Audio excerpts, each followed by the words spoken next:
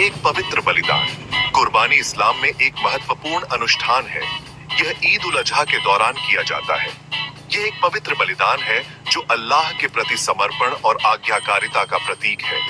कुर्बानी के माध्यम से मुसलमान पैगंबर इब्राहिम की अल्लाह के प्रति अटूट विश्वास का सम्मान करते हैं। कुर्बानी केवल एक रस्म नहीं है, बल्कि यह अल्लाह की रजा पाने और उसके करीब होने का एक तरीका है। यह हमें त्याग और साझा करने का महत्व सिखाता है। कुर्बानी के माध्यम से हम अपनी सांसारिक इच्छाओं को त्यागते हैं और अल्लाह की इच्छा के प्रति समर्पण करते हैं। कुर्बानी का सांस्कृतिक महत्व भी है।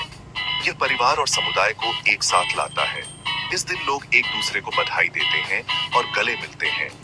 ईद उल अजहा के दिन मुसलमान नमाज अदा करते हैं, नए कपड़े पहनते हैं और स्वादिष्ट खाना खाते हैं। वे कुर्बानी के गोश्त को गरीबों और जरूरतमंदों में बांटते हैं।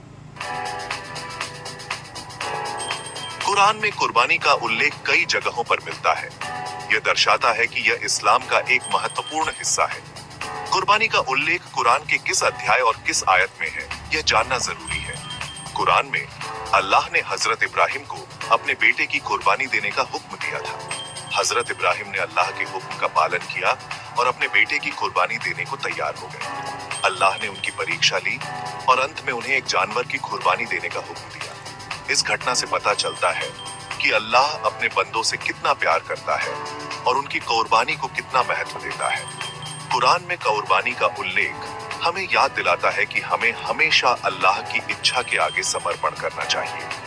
हमें अपनी स्वार्थी इच्छाओं को त्यागना चाहिए और अल्लाह की राह में चलना चाहिए। ज़बीहा और कुर्बानी दोनों ही इस्लामी तरीके से जानवरों की कटाई की विधियां हैं। हालांकि दोनों के बीच कुछ महत्वपूर्ण अंतर हैं। ज़बीहा का अर्थ है हलाल तरीके से जानवरों का वध। ये रोजाना के भोजन के लिए किया जाता है। ज़बीहा के दौरान जानवर को एक तेज धार वाले चाकू से काटा जाता है, जिससे उसकी मौत जल्दी और दर्द रहित हो जाती है। दूसरी ओर कुर्बानी एक विशेष प्रकार का बलिदान है जो केवल ईद उल अजहा के दौरान किया जाता है।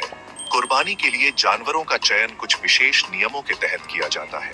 कुर्बानी का मकसद अल्लाह की रजा हासिल करना है, जबकि ज़बीहा का मकसद हलाल तरीके से भोजन प्राप्त करना है। दोनों ही इस्लामी शरीयत का एक महत्वपूर्ण हिस्सा है। ईद उल अजहा के दिन मुसलमान सुबह जल्दी उठते हैं और नहाते हैं। वे नए कपड़े पहनते हैं और ईद की विशेष नमाज अदा करने के लिए ईदगाह जाते हैं।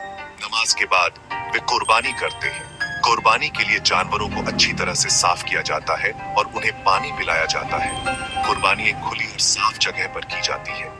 कुर्बानी के बाद गोश्त को 3 हिस्सों में बांटा जाता है।